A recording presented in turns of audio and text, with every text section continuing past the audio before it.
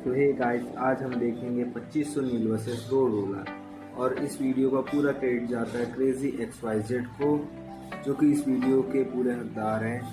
और आप देख ही सकते हैं कि ये रोड रोलर कितना ही भारी होता है और ये नील का बेड इसमें कैसे चढ़ता है। तो गाइस, आप देख सकते हैं कि पूरी की पूरी नील्स टेढ़ी हो रही हैं। और ये देखिए कि पूरे नील बेड को पूरा टेढ़ा कर दिया इसने।